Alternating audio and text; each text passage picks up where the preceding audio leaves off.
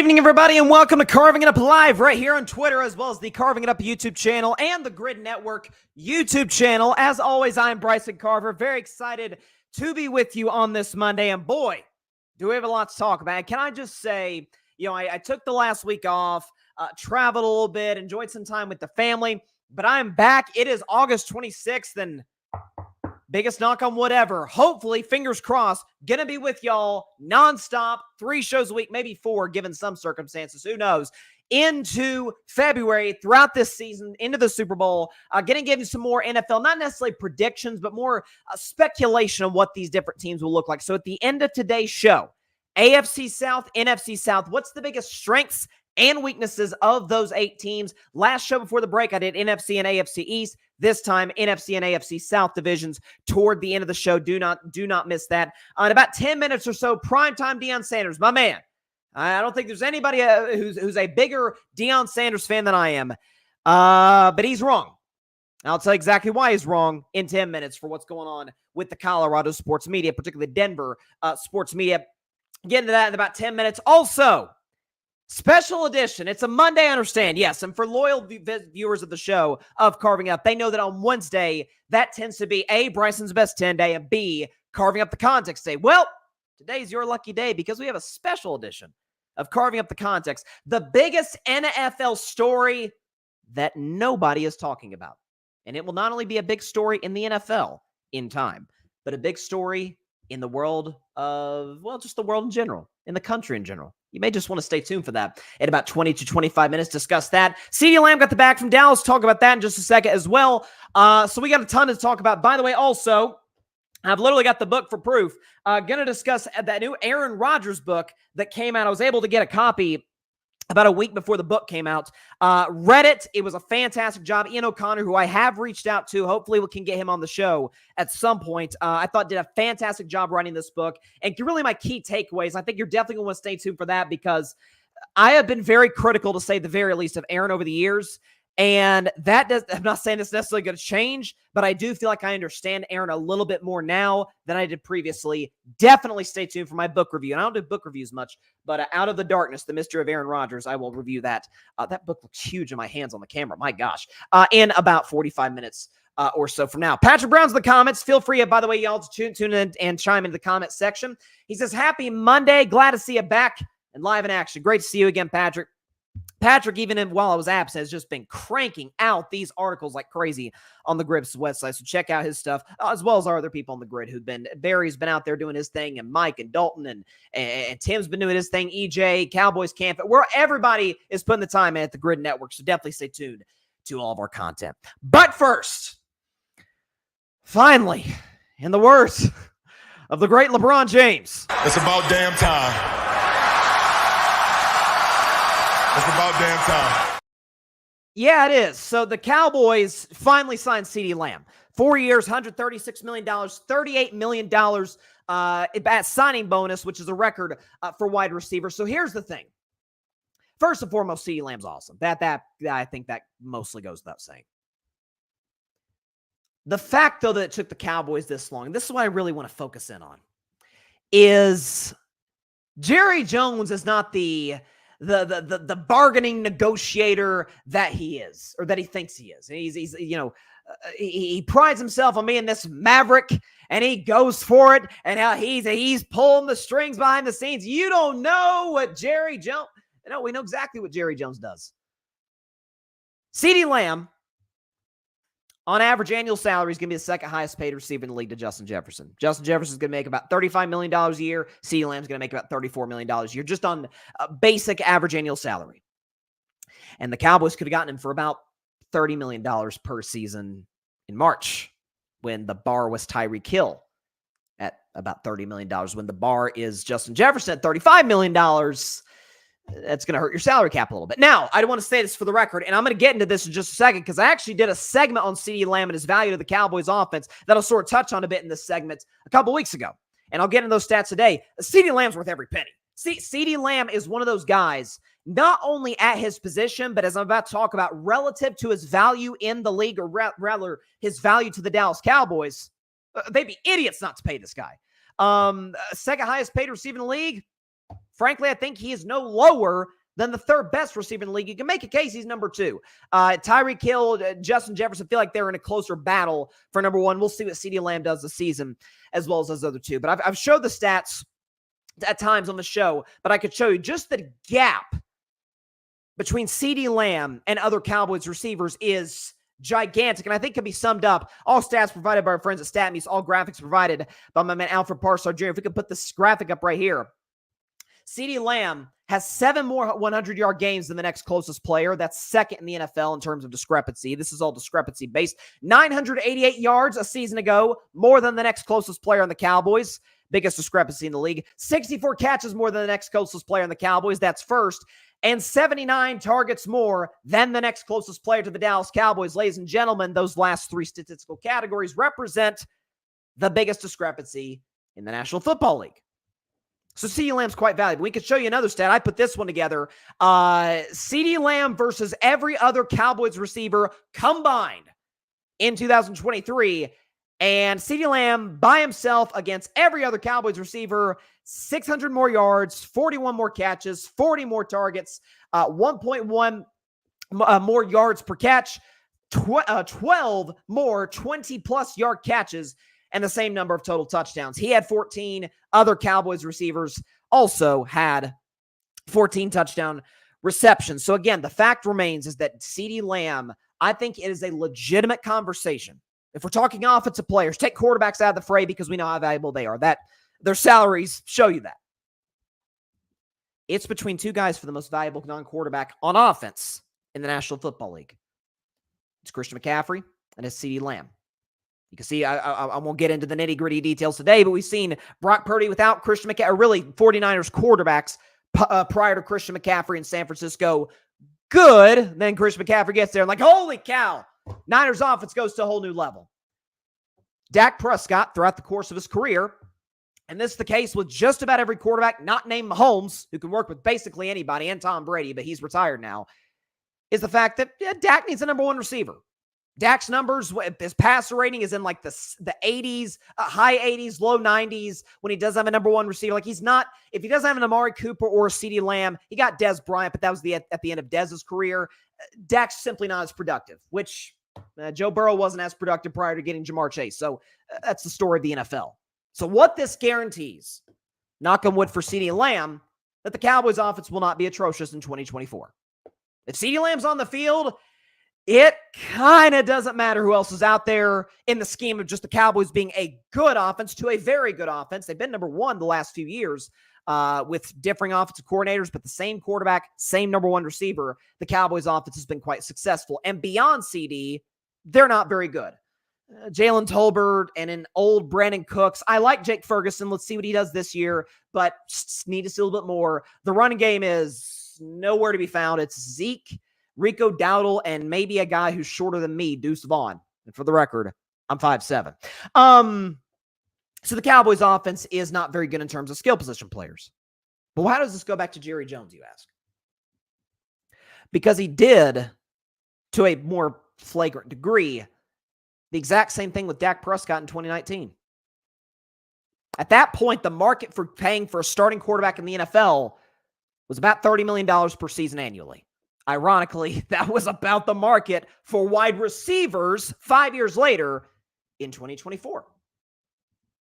Jerry could have gotten Dak for about $30 million a year in 2019.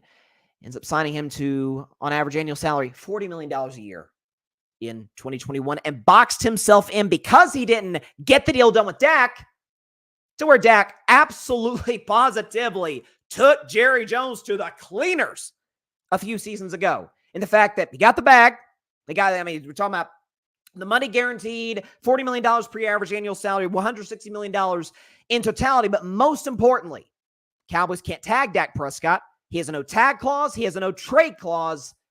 And if the Dallas Cowboys let Dak Prescott walk in free agency, they will have to pay $40 million in dead cap money. So they botched it. That's what they did with CeeDee Lamb too. Now, Dak, I think, is leaving. I am praying to high heavens, and I feel quite good about it, is the fact that CeeDee Lamb getting signed at the 11th hour prior to the season, Trey Lance who I was, Trey Lance, he could be Dak's heir apparent. No, he's still the same guy who couldn't work in Kyle Shanahan's system when literally everybody does, and couldn't even beat Sam Darnold out to be Brock Purdy's backup. Same guy. If you can't work with Kyle Shanahan, and I think McCarthy's a solid coach, you certainly know Kyle Shanahan. You can't work with Shanahan, you can't work with McCarthy. Simple as that. I don't think if you can't work with Shanahan, other than like an Andy Reid, Sean McVay, I'm not really sure you can work with anybody as a quarterback in the National Football League. And we saw Trey Lance yesterday, despite posting 400 yards of total offense, through, in the words again of LeBron James, not 1, not 2, not 3, not 4, 5 interceptions. And almost all of them were horrendous throws that just made Dak's price go higher. The Cowboys waiting as long as they did to pay CeeDee Lamb just drove Dak's price up. Maybe it even drove Micah Parsons' contract up when that comes down the pipe a year from now. And who knows the drama, we'll see at that point. But it's also this. Jerry was talking to Clarence Hill.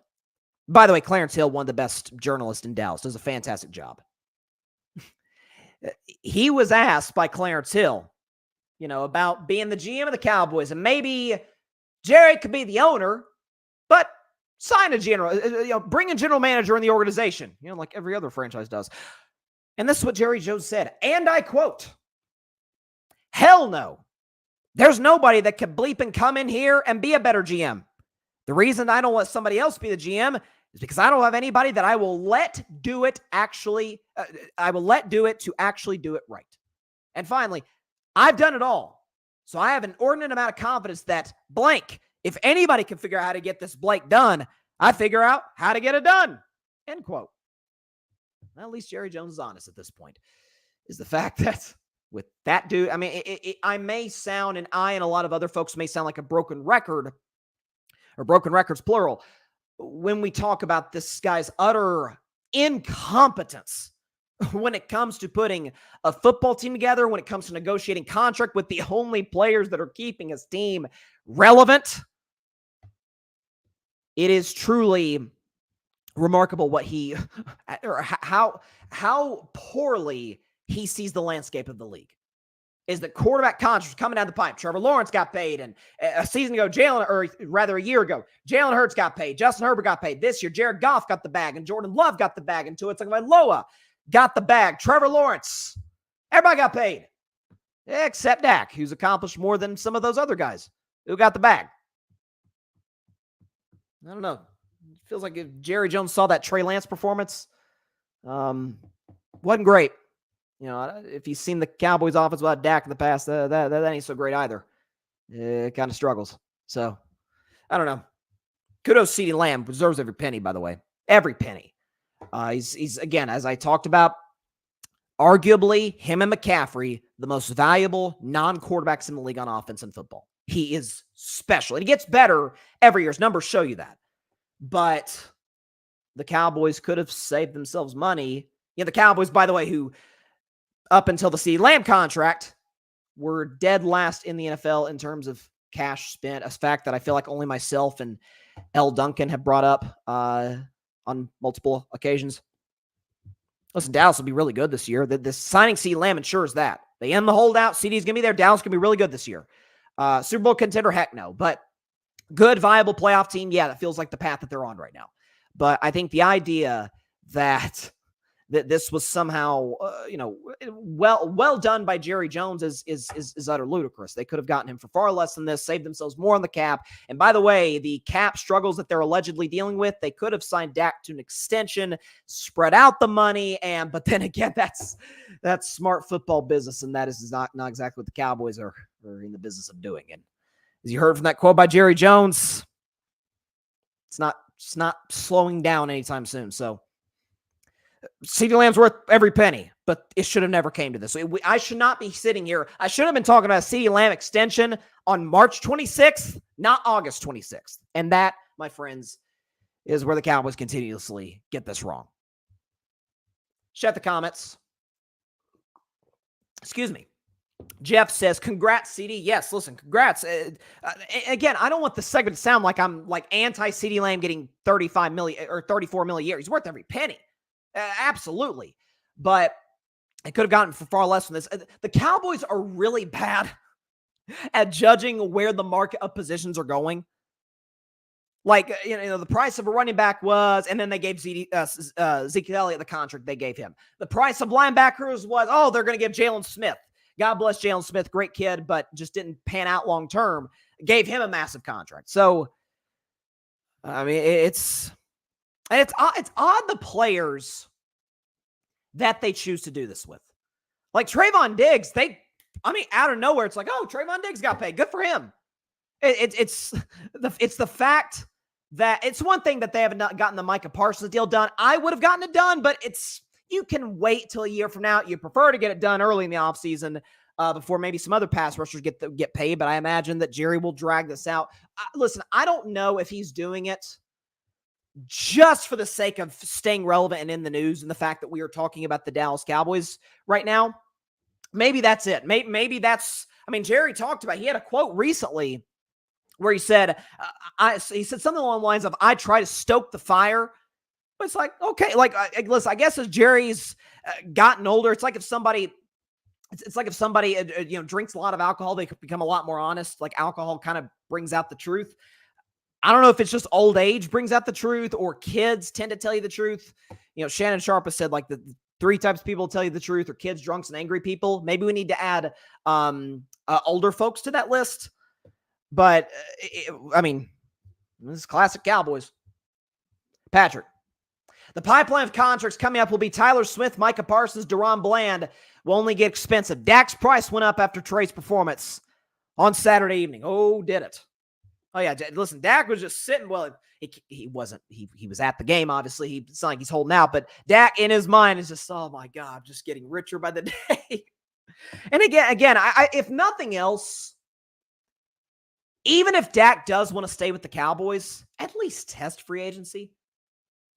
At least see what other teams have to offer, like the Pittsburgh Steelers. Teams that are more football-oriented as opposed to the Cowboys, who are more of like a reality TV show where football happens to be a side character in the story. Listen, I've been calling for Dak to leave for 4 years. It just might be coming to pass. Philip Chenault. Jerry does this every single time. He's an absolute awful owner and GM. He did this with Zeke in 2019. He does this every time. He agreed. CD is a top 3 receiver and is the most valuable receiver in the game to this particular team. 100%, as the stats earlier showed you. And Patrick, in reference to the Dak contract, $60 million will be $65 to $70 million. Jerry will sing the same song, and we'll be having this conversation about conclusion of the 2024 season. Oh, yeah, listen, once, Kansas City or the Niners or whoever wins the Super Bowl next year, give it till Wednesday. And it's going to be, all right, what's next with Dak Prescott? It's I don't think it's a crazy, revelatory prediction or anything like that, but they I'll tell you what, they never fail to disappoint when it comes to giving us headlines. How about them Cowboys? Yeah! Tell you what, it's unlike anything. Well, the Lakers are Cowboys adjacent. Excuse me, Cowboys adjacent in a certain regard, but not like this. At least they've won recently. I actually like the Lakers coach. I like JJ Redick. Y'all know how I feel about LeBron James. I think he's the man. AD's been great. At least they've got, something to hang their hats on. But anywho's, I'll predict the Cowboys next week. Hopefully I have Ryan Flowers on the show. We'll either that show, I'm not sure if it'll be live or pre-taped. We'll definitely want to try and make it happen. But Ryan Flowers, host of Clutch Sports Talk, he's been putting out videos, so definitely check those out. Kind of previews of each division. But we always do a special every year on the show. Me, Ryan, go division by division, predict the playoffs, award winners, MVP, and whatnot. Again, not to spoil my prediction, but I do think the Cowboys will be I think we'll come late December, we'll be like, hey, can the Cowboys, can they do it this year? Of course not. Listen, by the way, I picked the Cowboys to not win the Super Bowl, go to the Super Bowl last year because I made the mistake of thinking that a 2-man offense could get them there with a good defense. The defense ended up being and Dak and CeeDee Lamb picked their worst time to have one of their worst games of the season, and that was that. We saw what happened to Green Bay, or against Green Bay, rather. Last comment, then we'll move on to Deion. Patrick, Jerry's incompetence holds Dallas back from winning a Super Bowl. If he doesn't get the credit, his ego is sliced into pieces. The day marketing became more important than winning titles. Yeah, and that's what happened with Jimmy Johnson. I mean, I think Skip Bayless has told the story about how, there was a party after one of the second, I think it was after the second Super Bowl, and Jerry wanted to toast the entire organization, the coaching staff, and the only one who wouldn't toast him was Jimmy Johnson, who kind of like sat back with his arms crossed. Jerry reportedly told some people in the local Cowboys media, "I'm going to fire Jimmy Johnson," and sure enough, he broke up what could have been a long and successful dynasty. But that's Jerry for you. Speaking of a former Cowboy who, by the way, was actually part of that dynasty in the 90s, won the Cowboys a title in 1995, and what I think was one of the greatest teams in NFL history. Let's talk about Deion Sanders. So full transparency, I want to go ahead and put this out now. I think Deion Sanders is one of the most fascinating and, the way I see it, easy to root for guys in pro sports. Or not in pro sports, but in sports in general. As a professional, oh, well, Bryson, he was cocky and he was arrogant. Yeah, we've never seen that before. We've never seen a cocky, arrogant athlete ever in the history of the world. He's been able, and this is not easy to do. Deion Sanders was drafted, I believe it was 1989. He is just as relevant now. I would strongly argue more so in 2024 than he was in 1989. Like, only like inside the NBA can say that, right? Like, that's a long sustained success is, and by the way, in multiple different fields. So we all know who Deion was as a player. He's the greatest corner in the history of the NFL, and it's not debatable. He was awesome. He's a two-time Super Bowl champ with the Niners and the Cowboys. Greatest corner ever. As a broadcaster, he was a natural. He's on the NFL Network. He may have done some stuff for ESPN, Fox, I can't remember, but he was great as a broadcaster. And as a coach, he's been very successful. In terms of in high school, at the lower Division I level, and now Colorado is his biggest challenge yet. The Buffalo's now joining the Big 12. With that said, again, huge Deion Sanders fan. I literally, and I'm going to do it in my next segment, Carving Up the Context, I literally quote Deion Sanders when I move into Carving Up the Context. Give me my theme music. That's what I always say. To quote Primetime. But he's wrong in a situation I'm about to detail. So there's a reporter in Denver, kind of has a reputation, from what I've read, of being a little bit of a shock jock. Sean Keeler, reporter in Denver. And he has, let's put it this way, and Shannon Sharp did a great job of outlining this on First Take this morning in ESPN. So I'm quoting him. Shannon did a great job of laying this out. Sean has not only been critical of Deion Sanders, he's gotten a little bit personal. Matter of fact, very personal with Deion Sanders. He's called him the following: false prophet, deposition Deion, Planet Prime, Bruce Lee of BS, Deion Kool-Aid, and circus. So he's been not only critical of Deion in terms of the fact that Colorado, despite pretty low expectations, like by reasonable people, went 4-8 last year. They were 2 games off of even making a bowl game, much less making any other noise beyond that. Deion Sanders called out this reporter at a press conference recently, about a week or 2 weeks ago. Called him out, put him on the spot. Don't have a problem with that. How many times have we seen Nick Saban do that? How many times have we seen Dabo Swinney do that? How many times have we seen Kirby Smart, other coaches, Urban Meyer? Well, I don't know if Urban Meyer used to do it a ton, but Ryan Day at Ohio State used to do this. Jim Harbaugh. Coaches call it media all the time. College sports, college football in particular, is very, very different than the NFL, where if you're talking about a city like a New York and LA, particularly in the Northeast, though, like New York, Boston, Philadelphia, Pittsburgh, that part of the country, the media does not, and the fans, by the way, do not give you a whole heck of a lot of leeway. Like they are on. Ask Robert Saleh. Robert Saleh in New York, in particular, with some of the Aaron drama, can tell you firsthand. Whereas in college sports, the media, to a degree, kind of feels an obligation to not suck up to the coach, but certainly not be as critical as they would if it were the NFL. And why would that be the case, you ask? Well, by and large in college football, your USC's, your UCLA's, your Texas, like your franchise, Miami of Florida, programs like that are the exception. They tend to be in smaller towns. I don't think I've ever said these words in sequence prior to last year. Boulder, Colorado. Never. Deion's made them relevant. And in small towns like that, the media is not going to be as hard on the coach. Sean Keeler, I don't think has been hard on Deion. I think he's gone too far with Deion. And Deion called him out. No problem with that. Here's where the problem lies in. The Colorado Buffaloes football program banned Sean Keeler from asking any questions of any kind to anybody involved with Colorado football. That's a bad look.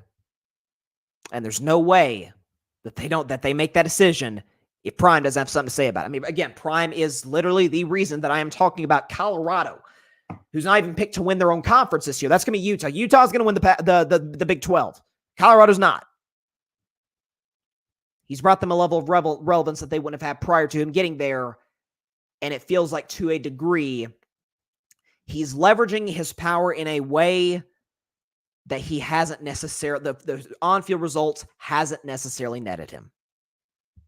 And this is a concern I have, not as much for Deion, but very much, and I think I'm one of the first on this, with Shedeur Sanders. I've told people, Shedeur Sanders is the reason I laugh at the Caleb Williams criticism. First of all, Caleb's more talented than Shedeur, but Shedeur is very talented, but Caleb is a prospect unlike anything I've ever seen before at the quarterback position. But when people are like, oh, Caleb, the pain and nails, the photo shoots, crying with his mom in the stands, I just don't think I can draft him. That's utterly ridiculous for reasons that I've detailed a ton in the past. Don't feel like getting into that today. Shedeur I have concerns about. Not on the field. Give that kid an offensive line. He can work magic.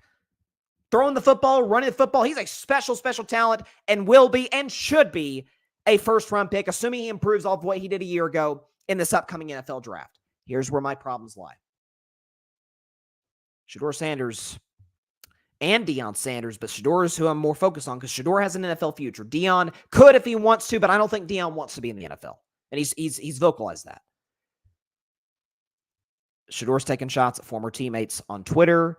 He's gotten to beefs with people. As a quarterback in the National Football League, you're whatever age you are in between 20 and, I mean, we've seen like Michael Penix, Bo Nix are like 24, 25 years old. So in between like 20 and 25 years old, your maturity should be about 20 years older than your age. So if you're a 22-year-old coming out of Clemson, you need to have the maturity of a 42-year-old. And frankly, to a certain degree, you can argue that's not fair. I mean, listen, I've met 15-year-olds who carry themselves like grown adults, and I've met 70-year-olds who carry themselves like children. So it's not something, not everybody goes through the same process in that regard. NFL quarterbacks kind of have to. Look at the successful ones. Mahomes, Lamar, Burrow, Josh Allen, Jalen Hurts, Dak Prescott, CJ Stroud, Justin Herbert. Just look up and end the list. What do all of them pretty much have in common? They conduct themselves like grown-ups. Shedeur Sanders really doesn't. And that's what I'm worried about, that whether it's because of the influence, and I don't even want to say the influence of his dad, because folks trying to act like, oh, Deion's been a bad influence to his son. Bullcrap. That's ridiculous. Shedeur Sanders is not a bad kid. I just worry he's an immature kid. And I think that there is a direct tie-in with the situation with this Sean Keeler fellow in Denver, who, again, I want to be fully transparent. I have zero issue with Deion taking exception to the stuff he said about Deion, because it's been personal. It's crossed the line, 100%. But to ban him from the press conferences, that feels a little soft. And a guy of Deion's stature, who's Sean Keeler? Yeah, it's kind of the thing I've said about Kevin Durant and KD. I have defended like crazy as a human being. I think KD is an exceptional human being who is a bit sensitive. He is. Like when you see KD going up people on Twitter, it's like, do you need to go after Joe Blow 2451 who has a follower and it's probably like a bot on Twitter? That's what it feels like a little bit with Deion Sanders.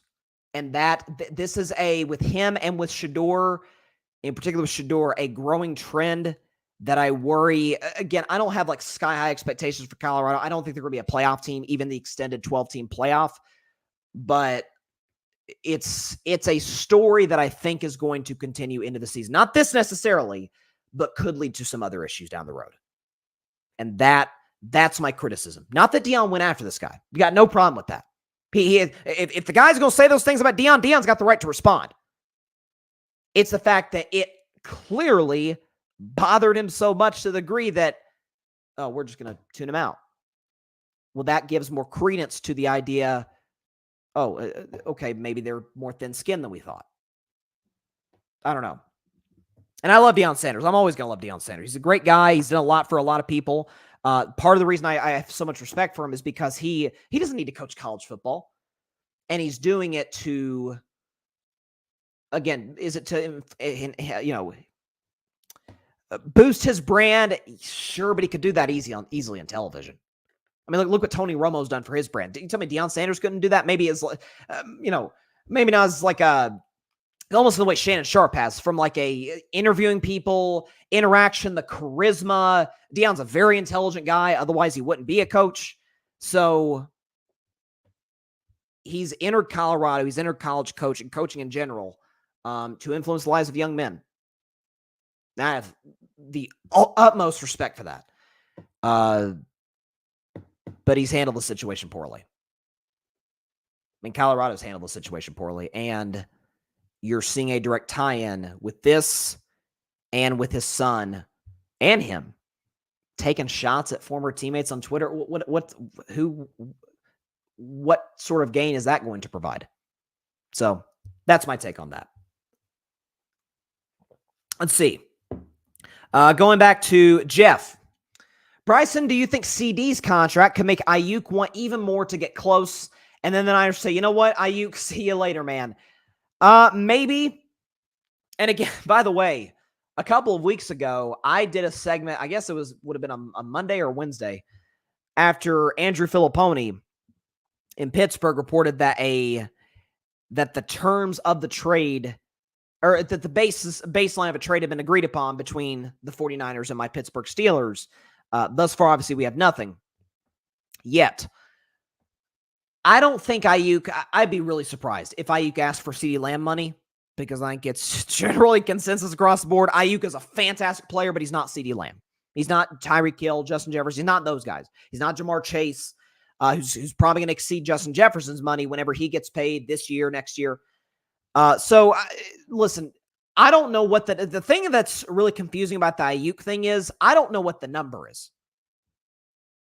I have no idea what the number is for Brandon Ayuk. So, and I don't know what it's been reported that the 49ers want. The one thing I think has been generally consensus across the board from what I've heard from what all of the reporters and insiders have talked about is the 49ers want a receiver in return for Brandon Ayuk. That feels like that's the only information we have. Ayuk, by the way, is not holding out. He's actually holding in. He's with the 49ers. He's at practice. He's going to the preseason games. I'll tell you what, San Francisco, and then I'll move on to my carving up the context on a Monday. San Francisco is a really interesting team to watch this year because Trent Williams is still holding out, and Lord knows his value to that team. You've got there was the rumors of maybe trading Deebo Samuel, which turned into full-blown what's going to happen with Brandon Ayuk. Brock Purdy's had some odd comments about, I'm going to be a gunslinger. It's like, I don't know about that, Brock.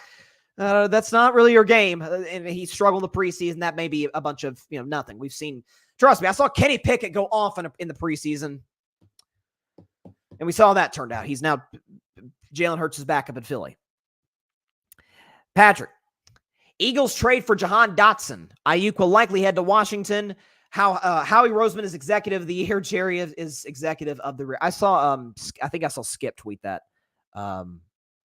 Skip is I'm curious what that guy does, because I don't think any networks are taking him, but hey, one thing I'll give Skip, he's a good writer. He knows how to stay in the news, and I give him credit on that. Yeah, Howie Roseman's the best. He's fantastic. He's one of the best in the business. And frankly, I don't think that the move is horrible for Washington because I still have Terry McLaurin. It's not like they traded McLaurin. Like that would have been, what the heck are you doing? It's the only thing that gives me a little cause for pause in that Jahan Dotson trade, which happened last week. Anytime there's an interdivision trade, I grow very skeptical. It's like, you're trading them to a team you're going to play twice a year. Do you know something they don't? Listen, Philly's well run. I don't think Philly has a very good coach or coaching staff. But other than that, I think Philly's front office is one of the best in the NFL. All right. I always do carving up the context on Wednesday. And I very well still may do that in 48 hours. But it's a Monday. And I've thought about this particular topic for certainly weeks, I'd argue months. And I've touched on it here and there. I definitely did segments somewhat alluding to it a season ago. But I really want to hammer the point home now because what I'm about to discuss is going to be I don't want to say huge, but a really big story for the NFL in 2024 and a big story in America in 2024. Nobody's talking about it now. They will give it 2, 3, 4 weeks. Give it about a month and a half. It's especially. Carving up the context starts right now as the head coach of the Colorado Buffaloes, primetime Deion Sanders says, "Give me my theme music."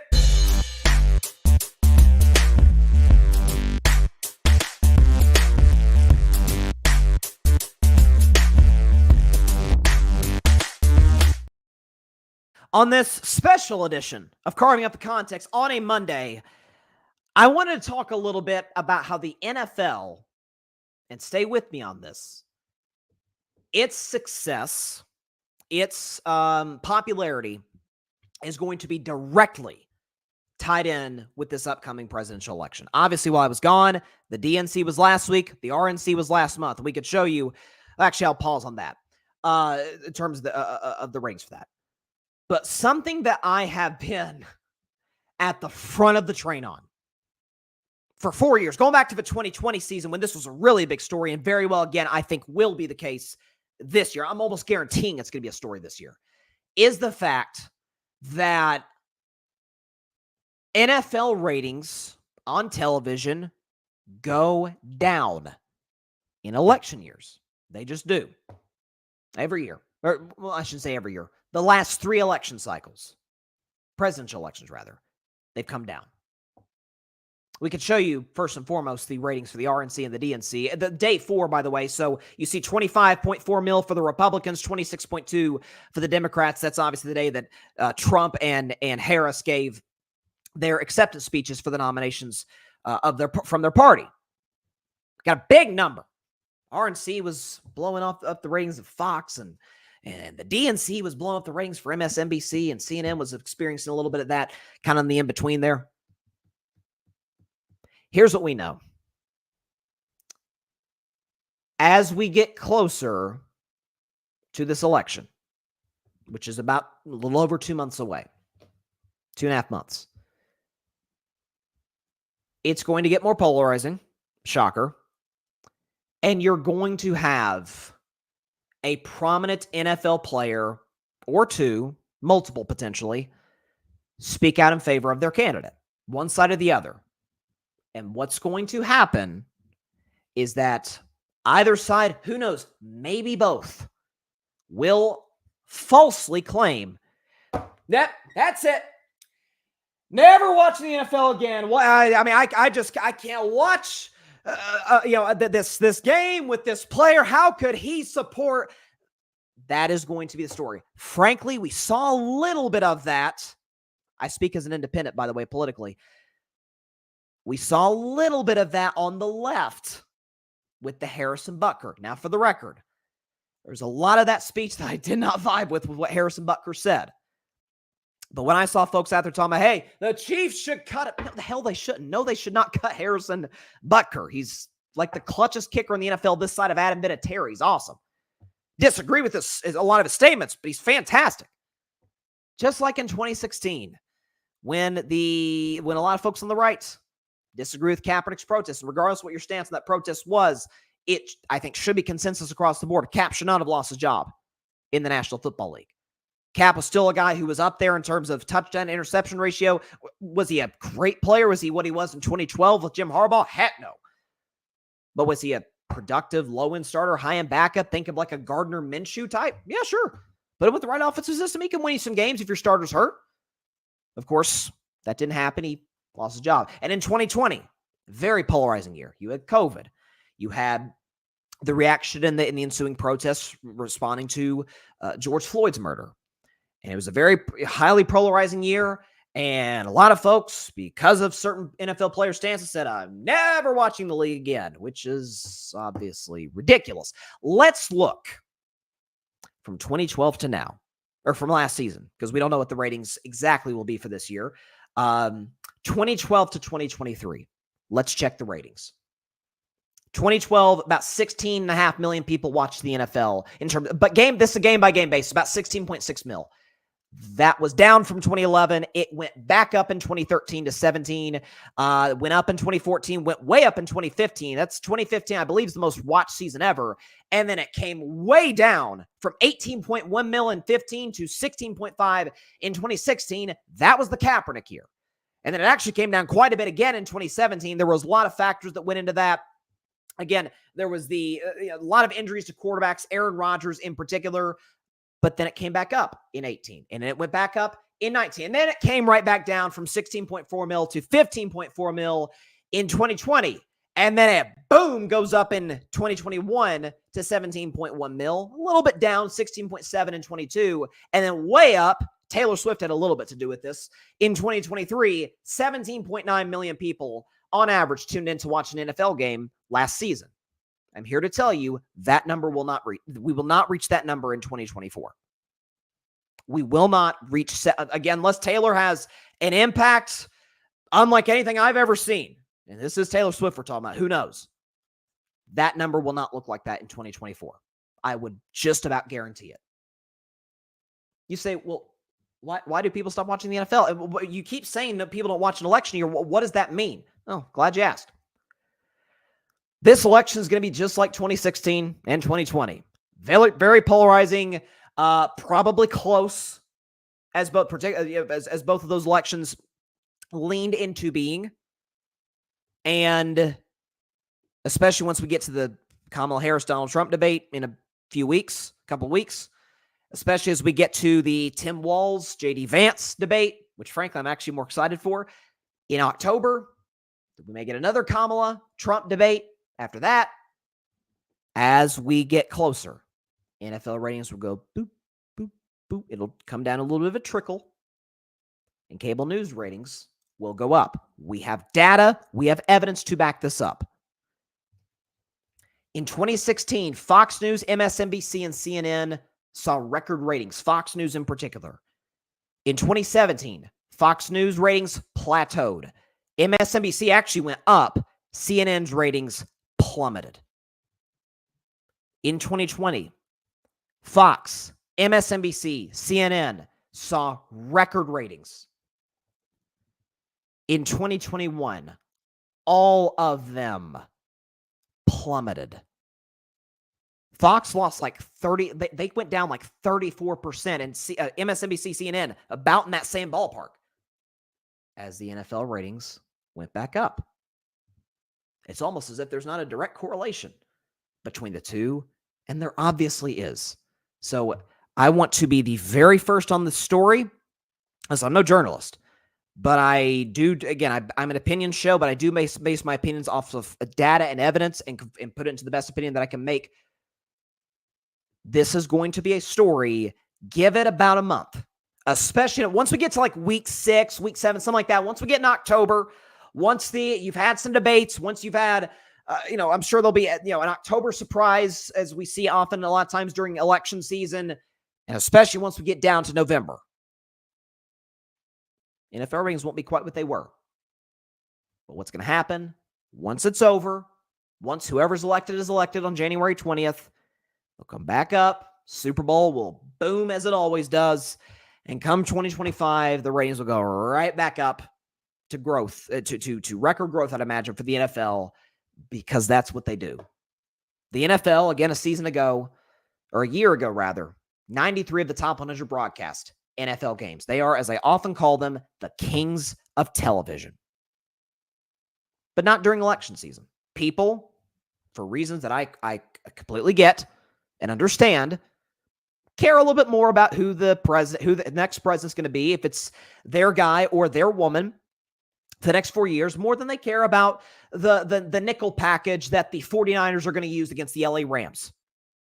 They just do. And I understand. I love sports. I love politics as well, not as much as I love sports because of its divisive nature, but that's what we're going to see. So, special Monday edition of Carving Up the Context. I am here to tell you now. Put up the graphic one more time. Just look at that. Don't ignore every other year. Look at 2023. 17.9 million people on average tuned in to watch an NFL game. That will come down in 2024. And Fox and MSNBC and CNN. And by the way, nothing against these networks, nothing personal against any of the hosts, but be it a left-leaning NFL player, a right-leaning NFL player coming out in support of their candidate, or at least criticizing the other, you will have disingenuous, attention-seeking grifters on the internet, these aggregate accounts in many respects, that are going to blow it out of proportion, which is what they do. That's what Elon's propaganda machine was pretty much designed for, is to stoke fear, division, and promote complete falsehoods, and put out a message that simply, objectively, factually is not true. The NFL's popularity as a whole is not going to dissipate, never to be seen again during the 2024 season.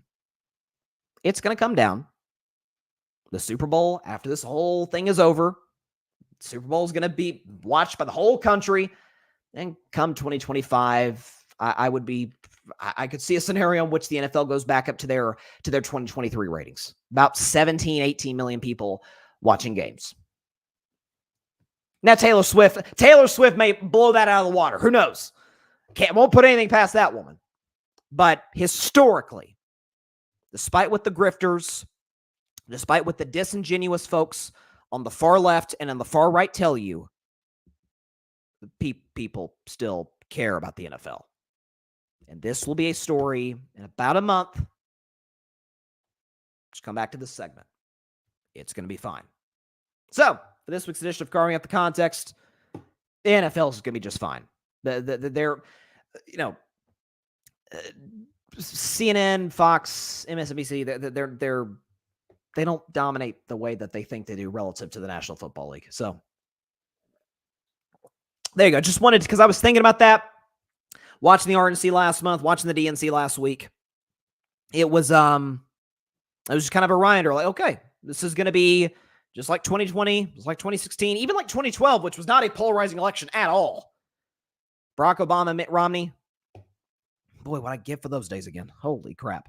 When elections were this, of course, social media didn't have the influence, then that it does now, but nonetheless. All right, let's transition to Aaron Rodgers. Let's transition from controversy to Aaron Rodgers. No, listen, he's not a figure who shies away from being a hot button topic on shows like mine. So I have been very critical of Aaron over the years. Listen, the one thing I've always acknowledged, he's a freaking awesome football player. Not now what he used to be. I brought up his 2022 stats, ad nauseum. He was an average quarterback 2 years ago, who's since suffered an Achilles injury and is about to be 41 years old in December with a bad offensive coaching staff. I don't see a scenario in which, this is going to be, a breakout year for Aaron, an MVP caliber year for Aaron Rodgers. But there's a new book by Ian O'Connor, who's a great, great author. Highly recommend. I reached out to Ian. Hopefully we can have him on the show. Would love to discuss this book with him. But there's this book. I was able to get it about a week before it came out and was released to the public. It's called Out of the Darkness, The Mystery of Aaron Rodgers. And it was a very well-written book. It interviewed, I think, over 200 people. And kind of the primary the folks that were interviewed were Aaron Rodgers, and his parents, Ed Rodgers and Darla Rodgers. They seem to be kind of the main characters of this book. Ian O'Connor did interview Aaron earlier this year. He interviewed his parents. He interviewed a lot of folks, teammates, coaches, other competitors. I mean, basically everybody integral to the Aaron Rodgers story, with few exceptions, Ian O'Connor was able to discuss for this book, which gives it all the more credibility. And kind of my takeaways from it were, Aaron has always been from day one, and by the way, I got nothing against this because a lot of my favorite athletes are this way. You screw up, Aaron's going to let you know about it. That's kind of his form, or the way he sees it in terms of being a leader. Going back to his days in JUCO, at Cal, with the Green Bay Packers, and certainly with the New York Jets, that's kind of his MO. If Aaron feels like he's done his job and you didn't, he's going to let you hear about it. Listen, we romanticize Michael Jordan. We give Tom Brady credit.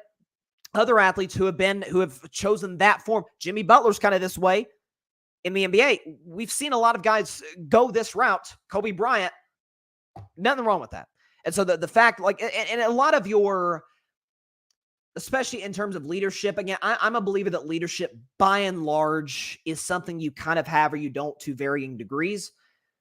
This was Aaron's form of it. And for better or for worse. And sometimes it really did go both ways. So that was fascinating to think about. Also, so folks have debated, my God, how did Aaron fall in the 2005 draft? Aaron, along with Aaron from Cal, Alex Smith from Utah. It was the battle. Who's going to be the first pick in 2005 from the San Francisco 49ers, who, by the way, was Aaron's favorite team growing up. He's a Bay Area kid. And not only did the Niners choose Alex Smith, but Aaron Rodgers, who was in the discussion to be the first pick in that draft, plummets to 24th. How does that happen? When you consider the fact that, according to this book, there were 3 other teams, along with San Francisco, in the top 5 in needed quarterbacks: the Cleveland Browns, Miami Dolphins, and the Tampa Bay Buccaneers. None of them took Aaron.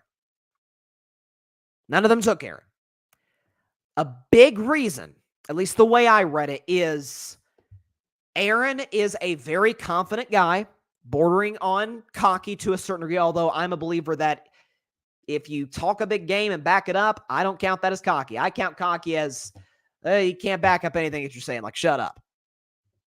Aaron was not shy to tell you how good he thought he was, and a lot of coaches and franchises were a little bit threatened by that, and they clearly wrongly passed on him. So that's that. Also, after he was drafted by the Packers, he was hazed by Brett Favre. There's no other way to put it. He was hazed by Brett Favre. There was one anecdote about how Aaron Rodgers in minicamp or during training camp would go up to Brett and ask him questions. Ask Brett Favre what he saw. And Brett would say, well, you're the first rounder. What do you think? You tell me. So Brett was not only not in the business of mentoring Aaron, he's kind of a jerk to Aaron. He kind of did. Or he kind of was. I mean, there was another anecdote about how, Brett Favre had him and other players on the team, like, signed Aaron Rodgers' helmet. They fooled Aaron that it was going to charity. It was just a random helmet. They're going to sign it. Turns out Aaron Rodgers puts his helmet on, and there's, black Sharpie signatures on it. He's like, what the heck just happened? Brett Favre orchestrated that. And so he was, and it's one thing that I've said over the years. Like, I haven't talked about Brett Favre a ton because he retired 10 years before I started my show, or about 10 years before I started my show. But as critical as I've been of Aaron, I genuinely, and I could be wrong on this, I don't think Aaron is a bad human being. I don't think he's somebody who, in any way, shape, or form, is seeking to do harm to people. I could be wrong on that, but that's never been. I've criticized Aaron for his narcissism. I've criticized Aaron for misleading the media, which I'll get into later, in my synopsis of this book, or at least my reaction to the book. But as much as I criticize Aaron, ladies and gentlemen, boys and girls, Brett Favre was way worse. Infinitely worse than Aaron. Brett, I do think, is, I can say pretty confidently, Brett's not the greatest guy in the world. He's really not. We don't have to relitigate his issues, but there was a situation when he was with the Jets that we won't talk about We understand that there were some substance abuse problems. There was, again, just talked about how he treated Aaron Rodgers. He was not receptive whatsoever to coaching. Teammates didn't always love him. He held the Packers hostage. We talk about Aaron held the Packers hostage. Favre was actually worse. Favre, once he was finally done with Green Bay, tried to come back, as we all know, in 2008. Aaron, to his credit, has never been like, actually, I want to come back to the Packers, even though now that was a different situation. He was traded. Favre was traded, but this is a different situation. He had retired. But, and by the way, with Brett Favre, the whole situation that happened a few years ago, legally, Brett's not the great. Brett has put on this, good old country boy, the everyman. Don't believe any of that. I think most people have kind of seen through that facade. Brett's not the greatest guy in the world. Just put it that way. Rodgers I've been critical of. I don't think Aaron's a bad person. I don't. Next thing that I took from this, Rodgers and McCarthy, Aaron Rodgers and Mike McCarthy, who were together, quarterback coach combo. Well, in the time Aaron was a starter, they were together about 10 and a half years. In totality, about 12 and a half years. They worked. They obviously won a Super Bowl. They did something right. But that was always a football relationship. And McCarthy and Rodgers will tell you this day, they have mutual respect for each other. I mean, when Mike McCarthy was with the Cowboys, or he's with the Cowboys now, but when he coached his first game at Lambeau as the opposing coach, Fox, Aaron Andrews, Tom Rinaldi reported that McCarthy and Rodgers spoke in like a private room and kind of had like a heart-to-heart conversation. We're catching up. So their relationship, by and large, seems to be on pretty good terms, which is great. But as a football relationship, they had a hard expiration date. That was never going to be, and it's a kind of a miracle it lasted as long as it did. I mean, McCarthy, by nature, tends to be, especially in tight games, a very, very conservative play caller. I mean, just look at the 2014 NFC Championship game against Seattle as a prime example. Green Bay played it safe. Their defense played awesome until like literally the final 2 minutes. Seattle made a ridiculous comeback, won the game in overtime, and it's kind of a microcosm of Aaron is, Brett Favre was a gunslinger. Aaron was a measured gunslinger. Aaron didn't make dumb mistakes the way that Favre did. Just by and large, he doesn't. McCarthy's kind of more conservative. And again, Aaron comes from the Bay Area. He's a coastal kid. McCarthy is the son of a Pittsburgh cop. Like, it's very different backgrounds. And not that opposites can't attract, but as I had are we dealing with monitor issues here? Are we dealing with connection issues? Hang on. Are we good? Hold on. I'm going to pause for just a second to make sure we're good. Okay, I think our connection is coming back slowly but surely. I think we're good. Hold on. I'll get back into my take in just a moment, but okay, I think we're good. Okay, going back. Okay, our Wi-Fi connection is having some problems right now. Are we good? Okay, let's get back to that. I assume the connection's good. It's my reader right here is saying that it's not great. Hopefully we're good. Okay. Anyways, getting back to what I was saying about Rodgers and McCarthy is that I had a sociology teacher my freshman year of college who was great. Was the best. But she talked about, folks say opposites attract, and that's true, but you gotta have something you agree on, or something, a key core element that both you really come together on. She was more talking about, marriage and relationships, but it's the same applies to friendships, to a coach-quarterback relationship. That matters. And Favre and Rodgers and McCarthy really just didn't have that. So that's another factor. I don't know what's going on with our Wi-Fi. Let me see if I can get it fixed. Okay, it's still buzzy right now. If my connections, I'm looking at my monitor. It looks like I'm still sort of on. I may have to go out of the show and come back in if the Wi-Fi doesn't improve. Screw. I'm going to continue to do the segment. So sorry about this inconvenience, folks. The next takeaway I kind of had about Aaron Rodgers is that, let's see. Okay. Aaron split with his family in 2014. So this book was, we know Aaron has had a strained relationship with his parents and his family for a while. And this book did a really good job painting how that kind of came to be.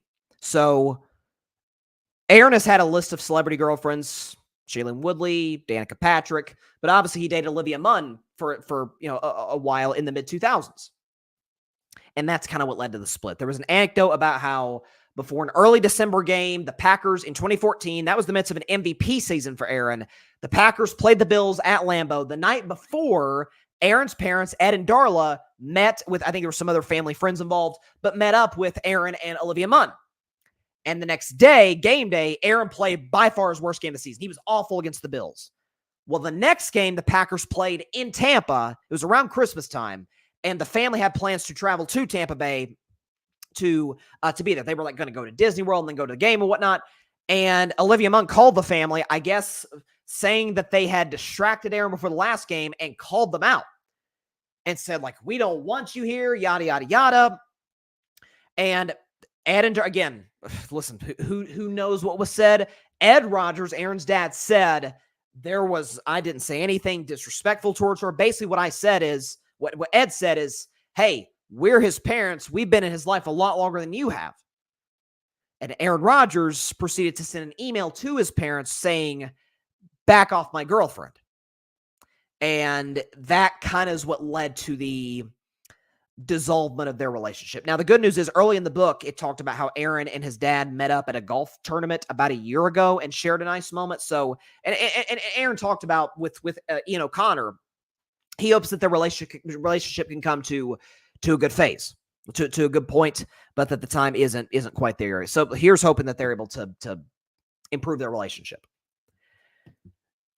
Here's what I thought was fascinating, because this is getting more to modern Aaron Rodgers. So we know sort of this I don't want to say new Aaron, but this Taylor Swift has her eras. This Aaron Rodgers era now that we're experiencing right now, kind of the conspiracy theorist guy who's still very productive but declining a little bit as a football player and has become a distraction for the Packers and now the Jets. This is very fascinating to me. Aaron Rodgers in the book talks about this, isn't a guy who admits he's wrong very much. But he told Ian O'Connor, had he been given the opportunity to redo his I'm immunized press conference, he would. And basically he said he would have talked about how I didn't get the vaccine, the COVID vaccine, because I'm allergic to the ingredients in the Johnson & Johnson shot and whatever. And he sort of talked about how, hey, the blowback still would have been. This is the one thing that I've consistently said about Aaron Rodgers when it comes to his vaccine stance, which I think has turned, Ian O'Connor talked about, it kind of turned the page on how a lot of folks view him, positively or negatively. The one misnomer that I think Aaron believes to his core, his defenders and supporters and fans believe to their core, is that because he wasn't vaccinated, that's why people turn on him. That's not true. I will go to my grave saying this. That is not why folks turn on Aaron Rodgers. It's not. Kirk Cousins said he wasn't vaccinated. Lamar Jackson, I don't know if he ever confirmed it, but Lamar Jackson, God bless him. Love the guy, but man, he gets sick a lot. I don't know what's going on there. I'm almost certain Lamar Jackson did not get vaccinated. Carson Wentz did not get vaccinated. Cole Beasley did his interesting press conference. He didn't get. There's a lot of players in the NFL that did not get the COVID-19 vaccine. We love Kirk Cousins. Kirk's a great guy. I'm the biggest Lamar Jackson fan ever. I love Lamar Jackson. There's a lot of guys that didn't get the vaccine. People love across the board, and they should. A lot of these guys are great dudes. I may not necessarily agree with their position not to get vaccinated, especially given the circumstances at the time. I don't dislike them as humans. It was how Aaron went about it. It was the fact that in August, hey, I'm immunized. Don't judge anybody who's got the vaccine. Don't judge anybody who doesn't get the vaccine. I'm immunized. And we come to find out in early November, when he tests positive, he actually didn't get vaccinated. He wasn't complying with the NFL's rules and regulations, and obviously didn't play that next game for the Packers against the Kansas City Chiefs. That was actually Jordan Love's first start. It was that he misled the media and fans. As the quarterback of the Green Bay Packers, one of the most prominent positions in sports, there's a level, and quarterbacks in general, there's a level of not only responsibility, but as I talked about earlier with Deion Sanders, a level of maturity, a level of, conducting yourself in a way that is, represents your organization as exemplary. And Aaron objectively did not do that. He misled folks. Some could say he actually lied about his status. When he could have just went the Kirk Cousins route. Yeah, I'm not getting the vaccine. It's a choice I'm making for my own body. Yeah, would Aaron gotten pushback and criticism? Of course he would have. He would have absolutely gotten criticism. Does it linger to 2024? No, it doesn't. Because it didn't linger for Kirk, didn't linger for other guys. So that is the misnomer about the Aaron Rodgers vaccine thing that I really does bother me a little bit. You just don't like him because... No, that's not true. It's how he approached it relative to how other NFL players approached it. Also, I knew Aaron was a conspiracy theorist. I didn't know he was in this deep of a rabbit hole. The book talks about he's entertained the following. That the COVID-19 vaccine was, quote, experimental gene therapy that changes your DNA. Also, and we heard this from Deshaun Kaiser about 2 years ago, that 9/11 was an inside job, and that immigrants, this is absurd, that immigrants who joined the military could turn on America and cause a national security threat. Yeah, immigrants have never served in the United States military, ever. That's an absurd conspiracy. He also believes he believes in theories involving the moon landing, inner Earth, and reptile people. Take that for what you will. So my takeaway from the book, I read things in the book that I already knew about Aaron. I read things that I did not know about Aaron. I highly recommend it again. It's Ian O'Connor. I, again, reached out to him. I'd love to have him on the show. But Out of the Darkness, The Mystery of Aaron Rodgers. It's available wherever books are sold. Highly, highly recommend it. Read it while I was on vacation last week. It was very compelling. Shout out to Ian O'Connor. Did a great job. And by the way, shout out to Aaron Rodgers and everyone else who did interviews for this. That, this is... People are going to feel one way or the other about the accounts that are in this book, and there are other that I don't have time to get into, but Aaron's a complicated dude. Aaron is a guy who I fundamentally disagree with many of his stances, mostly in regards to his conspiracy theories, but it doesn't take away from the fact that he's undoubtedly one of the 10 greatest quarterbacks ever. He's got the second most MVPs ever to Peyton Manning. He's one of the most gifted throwers of the football ever, and he won a Super Bowl. Now, have I had criticism of Aaron in regards to his postseason shortcomings? No question about it. We won't relitigate those today, but I have. But I did, and I give Ian O'Connor props for this. I give Aaron and his family and everyone else who was interviewed for the book props for this. I feel like I know Aaron, not know him a ton, but I feel like I know Aaron a little bit better now than I did previously. And for that, then that means it's a good book. Definitely check it out. Out of the Darkness, The Mystery of Aaron Rodgers. That's a New York Times bestseller. Jeff Bryson, you going to get into that Into the Darkness book about Aaron Rodgers? Yeah, no question. Again, highly recommend it. Fantastic read. Feels like the book on Aaron. We've sort of been waiting on it for a while, and if that is, if that's something you were looking forward to, I think this will more than satisfy you. John said earlier, tune in at the right time, LOL, let's go Jets. Well, listen, John's a long tortured Jets fan, and my man Alfred Parsard, there's a lot of Jets fans out there that have suffered a lot, and not to be a Debbie Downer, but this season might be brutal. John, shout out to him, by the way. Fan Perspective Podcast, check his stuff out. Hopefully you get that interview. Well, here's hoping, fingers crossed. Well, that'd be great, because Ian's done some great interviews about this book over the last week or so. That would be great to have him on. By the way, this is interesting. Tom Pelissero, we talked about the Cowboys earlier. He said that Dalvin Cook is flying to Dallas tonight for a meeting with the Cowboys. Take that for what you will. I mean, listen, Dalvin Cook was clearly a reduced version of himself a year ago with the Jets. But, I mean, the Cowboys can take basically anybody at this point running the football for them because an old Zeke and Rico Dowdle, Deuce Vaughn, I mean, is Dalvin Cook the best of those? He probably is. I mean, it's between him and Zeke, I guess. I mean, listen, we haven't really seen enough from Rico Dowdle to really know. But Tony Pollard, who I think is a solid player, was there a year ago, and he's fine. He's pretty productive. But Cowboys' running game is going to be a big Achilles heel for them.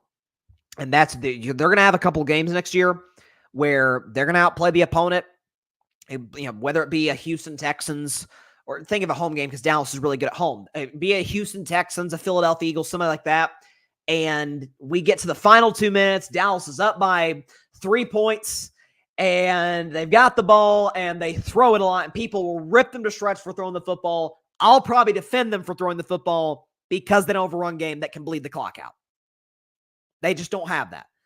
Maybe Zeke will turn back the hands of time. I highly doubt it. Maybe Dalvin Cook, if the Cowboys sign him, maybe he will. But I don't know. We'll see what happens. Last topic of the day, and I've been doing this. I did this segment right before I went on break a couple weeks ago and going to do it throughout this week before next week when we really get into the NFL, baby. In 10 days. 10 days, ladies and gentlemen. Chiefs-Ravens. Oh, my gosh. Listen, I'm very excited for the NFL. I don't know if I've ever been more excited for the college football season ahead. I mean, you saw what happened on Saturday. I'll tell you what, man. My Florida State take is aging like wine, baby. Oh, my gosh. I mean, I feel like it was general consensus. Oh, Florida State got screwed. And since then, they got beat by 1 million points against Georgia, who got even more screwed than they did. And they just lost to unranked Georgia Tech in Ireland. It was a great game, though, by the way. College football needs to keep doing this week 0 thing. This serves as a great appetizer for the season ahead. Great preamble. But with the conference realignment, the 12-team playoff, I can't wait. I can't wait. And the Fall View, by the way, comes back on Friday. You know I can't wait for that. That is very excited. And John, 10 days, baby. 10 days. We're close. Speaking of which, I talked about the NFC South, the AFC East and the NFC East a couple Wednesdays ago. Strengths, weaknesses.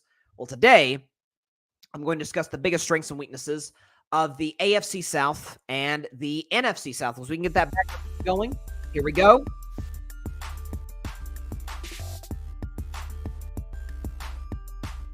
We'll start. I'm going to start in the AFC South.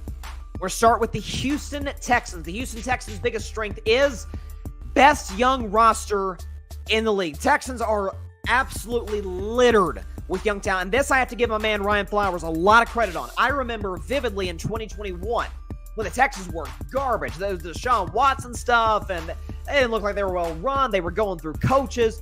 And Ryan came on this show, and I'll bring it up with him when he comes on, hopefully this weekend or on Monday or Wednesday, that he said the Texans are building something. Just wait. They've got something cooking, and sure enough, and they got C.J. Stroud, they got Tank Dell, Nico Collins, Damian Pierce, they got Stingley, they've got Will Anderson. They're loaded with young talent across the board. A lot of things they can build on, a lot of guys on cheap rookie contracts. They've got about a 2-year window.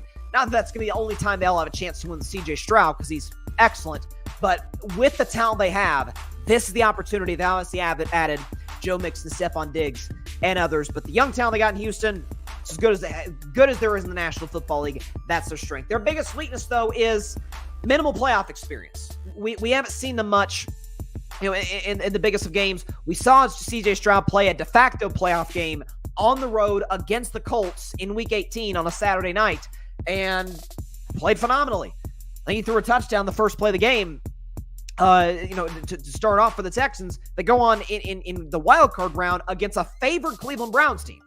Best defensive league, and he shreds them. The Texans blow Cleveland out. Flacco threw a couple pick sixes. That didn't help the Browns' cause. And then they get blown out by Baltimore the next week. But you see the building blocks of what could be a true contender in the AFC far sooner than any of us could have imagined. Houston Texans, that's their biggest strengths and weaknesses. To the Jacksonville Jaguars, who I've been notoriously bullish on, most specifically their quarterback, Trevor Lawrence. Their biggest strength, when healthy. I want to emphasize that. Lawrence and Peterson are an elite coach-quarterback combination.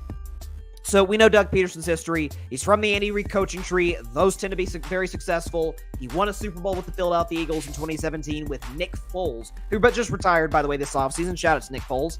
And has gone to Jacksonville, went to Jacksonville's first year, turned it from a 3-win team, three-win team, joke of the NFL, 2-win team, 3-win team, turns it into a 9-win division champion, wins a playoff game. And on that playoff game, on that stretch of great football, Trevor Lawrence, second half of the season 2022, I know that was 2 years ago, he played just as well, according to Pro Football Focus, as Joe Burrow and Patrick Mahomes, who had fantastic seasons. Seasons ago, Trevor Lawrence was not as statistically impressive as we tend to see him be, but I don't know, entering week 13, week 13-14, the Jacksonville Jaguars were the number 1 seed in the conference over the Ravens, over the Chiefs, over all these teams. Then he got hurt. He screwed up his ankle, messed up his shoulder, and got concussed in a span of 2 weeks. Yeah, he's not going to play very well down the stretch. What a shocker. And the Jaguars did what they tend to do, and that's be a poorly run franchise, and played him in the majority of those games down the stretch rather than resting him and then bringing him back when he's healthier for a playoff run. That was what was the issue for the Jacksonville Jaguars last season. That's their biggest strength. Their biggest weakness, they're bad against the run. Season ago, they in their losing streak and their losing ways at the end of the season, they gave up about like 130 rush yards a game. Now they've tried to shore that up in the draft. To their credit, they drafted 2 defensive linemen in the first round. But in the draft, both of them out of LSU, which we know is an SEC powerhouse, and a lot of great defensive linemen have come out of LSU. So they're hoping to shore that up. They've got to be able to stop the run against the Texans, who can run it.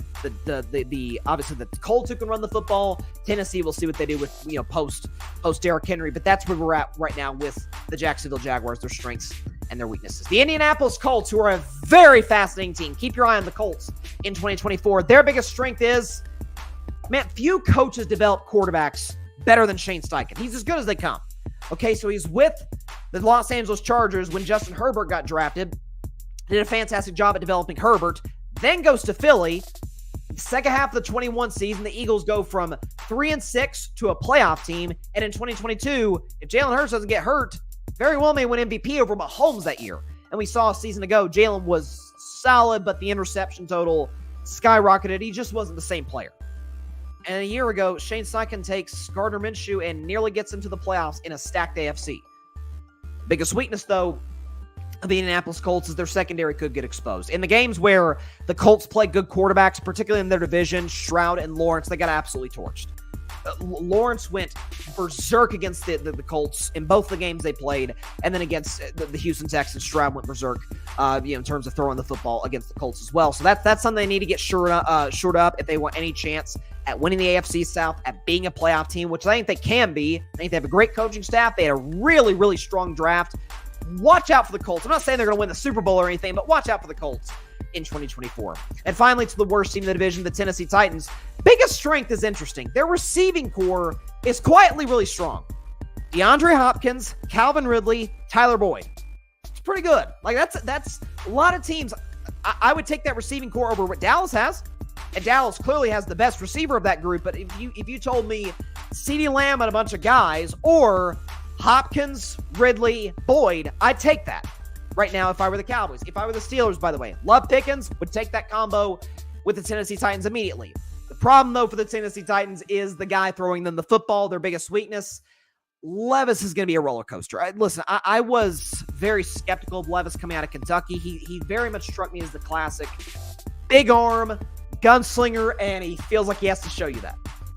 His accuracy came and went. It wasn't very good a season ago. I think he can improve that. Brian Callahan is an offensive coach, so maybe he can work with Levis in terms of mechanics. It is a year 2. We see a lot of quarterbacks with that year 1, year 2 jump. No reason to believe that the Levis can't do that. I'm just skeptical of him in terms of, I'm a little bit skeptical of his maturity. Didn't love what I saw all the time at Kentucky.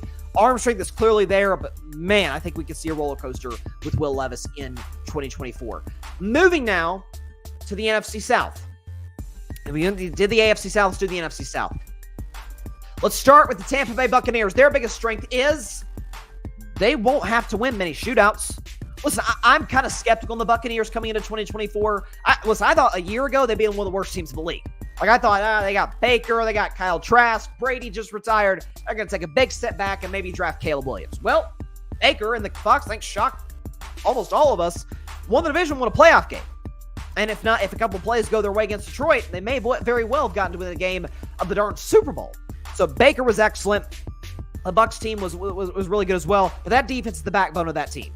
Okay, they got a really solid secondary. Linebacker, front seven is as good as they come in the entire NFL. As consistent as they come. And obviously Todd Bowles is their coach, and we know he's a defensive-minded guy. Did a really great job with him last year. Tampa Bay's not going to have to win a ton of 31-28 games. If their offense gives them anything in sort of those mid to upper teens type games, they can probably come away with the W. Biggest strength for Tampa Bay is they won't have to win many shootouts. The weakness for the Buccaneers is their running game doesn't exist. Even back to the end of the Brady era and into the Baker era in Tampa, last year, dead last in the NFL in rushing yards. They do not run the football well. Now, I think they took a running back in the mid to late rounds in the draft this year, so maybe that addresses it. I've always thought Tampa's had pretty solid offensive lines over the last few seasons, with the exception of 2022. For whatever reason, they cannot give their quarterback, be it Brady at the end or be it Baker last year, a whole heck of a lot of support in the running game. That's Tampa Bay's biggest weakness. To the New Orleans Saints, who I think quietly could be a bad team this year. Like, we could be talking 5 to 6 wins. But their biggest strength, they're respectable in offense. Listen, I've been a Derek Carr stan over the years. I have been. I've always been a Derek Carr guy, but I get coaching play factor, and I'll touch on that in just a moment. He's not what I thought he'd be. I thought he was a fringe top 10 guy for a while. He's not that. He's a good starter. Average to below average starter in the NFL, but that's kind of what he is. I love Carr, good arm, accurate. I think he's a really good leader. Listen, Alvin Kamara's getting older. I still love Chris Olave, but that's about where it ends. But Saints' biggest weakness, and I don't know why they didn't fire him a year ago. Dennis Allen is not a good coach. He was bad with the Raiders, and it's a season ago with the Saints were almost the consensus pick to win the NFC South.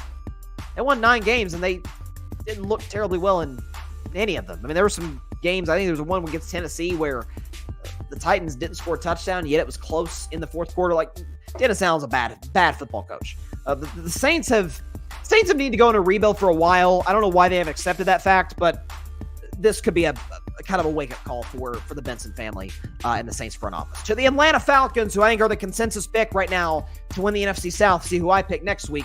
Falcons' biggest strength, they're one of the most balanced rosters in the NFL, and I wouldn't have been able to say that a week ago, but they just added Matthew Judon and Justin Simmons. Now, the Justin Simmons thing is interesting. I'm always, NBA and NFL, I'm always a little skeptical when a guy who has been as productive as Justin Simmons has been in the past, if a guy like that is still available on the market in August, is he asking for more money than maybe the market thinks he's worth? So we'll see. But the Falcons' defense has been pretty good over the last couple of years. And obviously adding Matthew Judon is huge. Matthew Judon's been one of the most effective pass rushers in the league the last few years. And it's a reason that I said the Patriots' biggest strength was going to be their defense. It's not as good as I thought it was now with the loss of their best defensive player, Matthew Judon. So that really helps the Falcons. And offensively, again, balance. They clearly upgraded tremendously at quarterback in the long term as well. I love Michael Penix Jr., but Kirk Cousins is the guy now. Drake London, Kyle Pitts, Bijan Robinson, who's special with the ball in his hands. And outside of center, they have a really good offensive line. So in terms of balance, the Falcons got it top to bottom. The biggest weakness, though, is, and it's more of a question than a weakness, Raheem Morris has to prove that he can win as a head coach. That's really, he struggled at times. Previously in his head coaching career, he was the interim for a little bit in Atlanta in 2020 when Dan Quinn was fired there. That's really the only concern. There was a lot of criticism of the Falcons when they hired Raheem Morris over Bill Belichick. I was not one of those people. I would have hired him over Belichick as well, given Belichick's seemingly, control freak-ish style of management, which clearly has not worked with the Patriots in the last 7 years. So I think Raheem is going to do a really good job. We just have to see it in 2024. But I really like the Falcons this year. Finally, to the Carolina Panthers. Do they have a strength? Well, they actually do, believe it or not. Their strength is Dave Canales has success with smaller quarterbacks. Dave Canales is the new head coach. So he was with Seattle for a long time, for almost the entirety of Russell Wilson's career with the Seahawks. He's from the Pete Carroll coaching tree, so he's worked with Russell Wilson in Seattle, smaller quarterback. He then obviously went to the Tampa Bay Buccaneers. Baker Mayfield, smaller quarterback, had success. He's now with Bryce Young, who's not only small, but kind of thin. Now Bryce, I think, has put on a little bit more muscle, this offseason relative to what we've seen from him in the past. But for as limited, and we're about to discuss this, as the Carolina Panthers are, their coach has history with smaller quarterbacks. That's a plus. And I think it could hurt Baker in Tampa Bay this year, and Bryce will be a little more productive than he was a year ago. I think Bryce is just in a terrible situation, which is the Panthers' biggest weakness. The roster's abysmal. It's bad. I don't know what you want me to say about it. A season ago, the O-line was probably the worst in the league.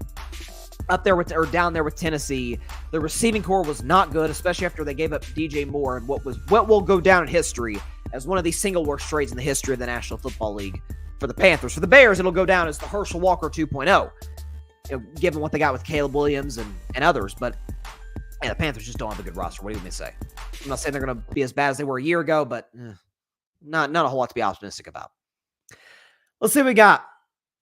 Philip, as a Clemson fan, I'm loving that Florida State is finally going back to the dumpster. Clemson's going to be there very soon playing Georgia. Well, listen, the Georgia game's going to be a rough one for you, Philip.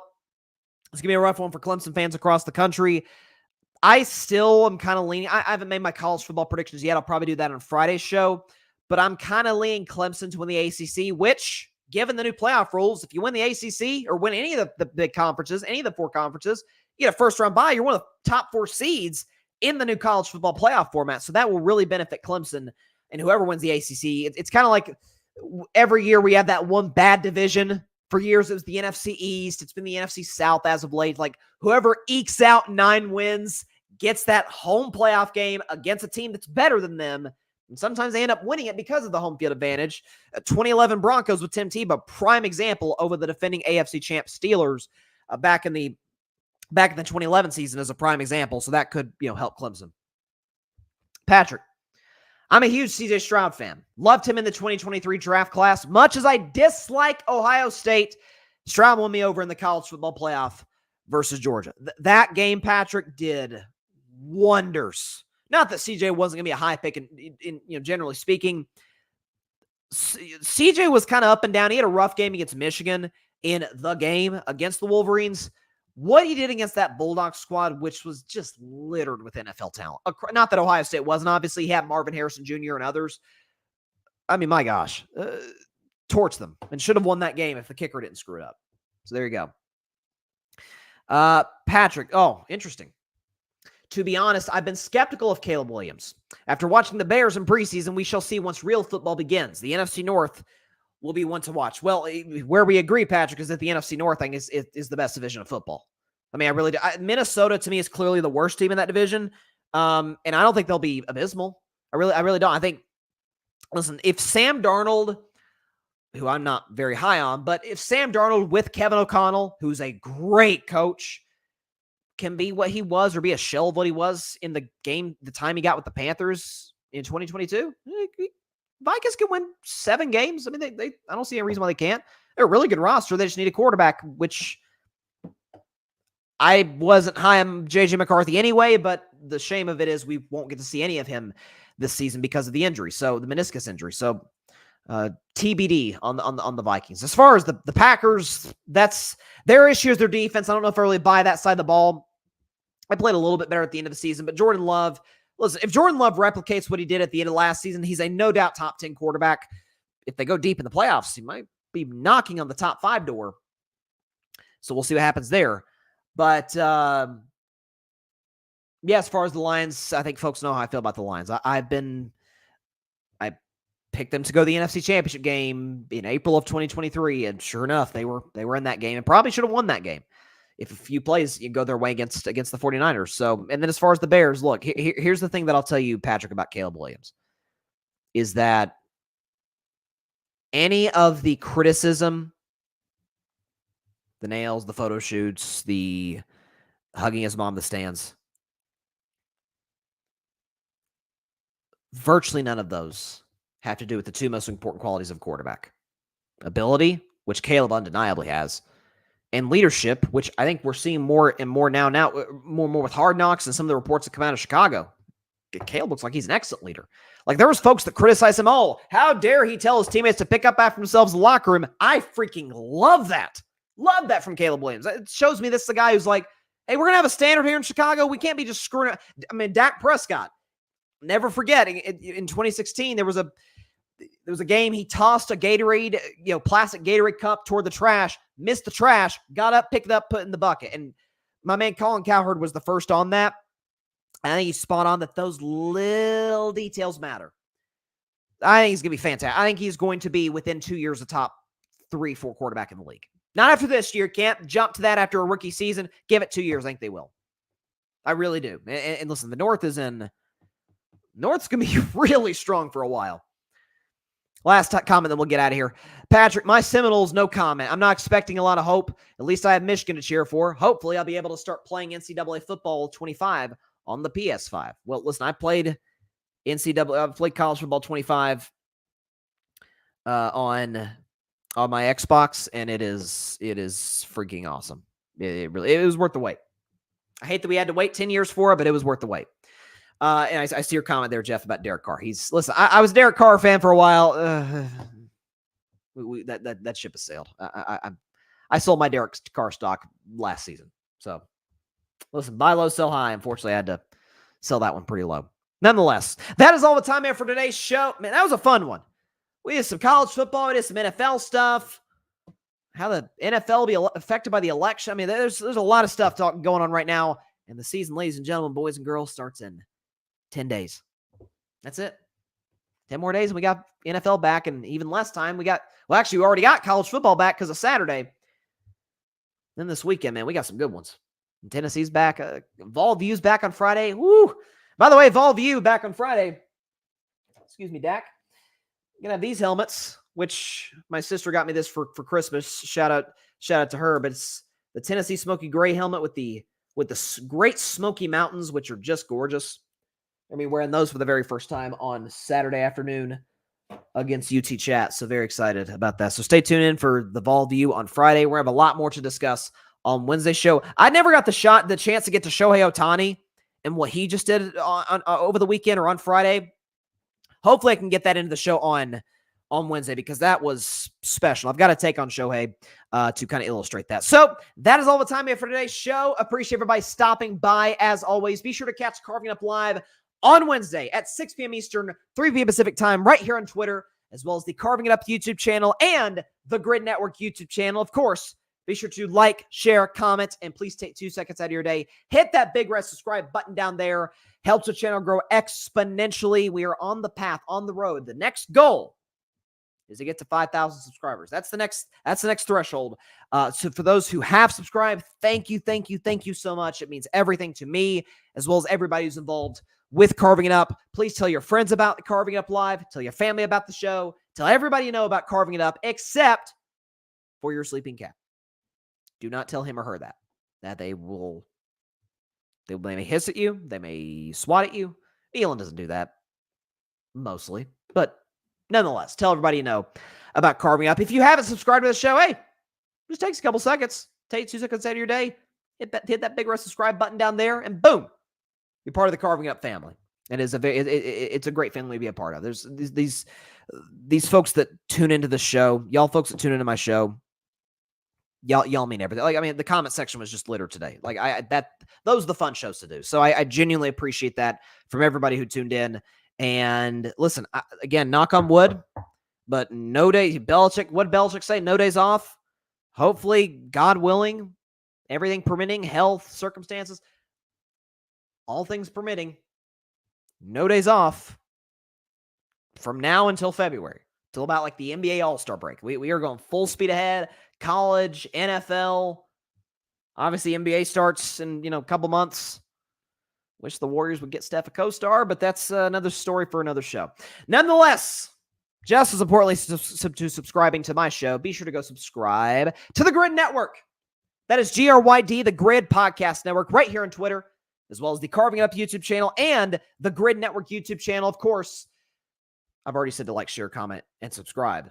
Please do that to the Grid. Check out all of our content creators on the Grid Network's YouTube channel, and as well as those who write. Oh, this is 1K subscribers. That shouldn't be up there. My bad. Check out all of our content creators on the Grid YouTube channel and anywhere you get your sports content, podcasts, social media, Grid Network website, which the link to that is on the Instagram account. Check all that stuff out. All right. I'll see y'all on Wednesday. It's a fun show today. Shout out to everybody who tuned in the comments. John, Jeff, Patrick, Philip, everybody tuned in, everybody who chimed in the comment section. Appreciate all y'all. And we'll be back on Wednesday, 6 Eastern, 3 Pacific. So stay safe out there. Please be sure to take care of your physical as well as your mental health. And please, please, please be sure to contact your local state representatives and senators to demand change for gun violence in America. It doesn't matter where you lean, right, left, center. This is an issue that impacts every single one of us Americans on a daily basis. And no matter what anybody on either side of the aisle tries to tell you, oh, it's not a problem at all, or oh, there's only one solution to the problem, both are BS. Both are not true. It's a huge problem that needs a number of nuanced solutions to it, especially this being election year. Look, if either person on either side of the aisle tells you that gun violence is not a key thing that they're focused on, vote for the other person or just don't vote for that person, because we got to get this corrected, folks. It's getting bad out here. All right. See y'all on Wednesday. Lots to talk about then. Stay safe out there. God bless y'all. Peace out. We're so back, baby. Let's go. Thanks so much for watching the show on YouTube, and be sure to go click that big red subscribe button and check out the other clips and full shows from Carving It Up Live, as well as our other incredible content creators here on the Grid Network.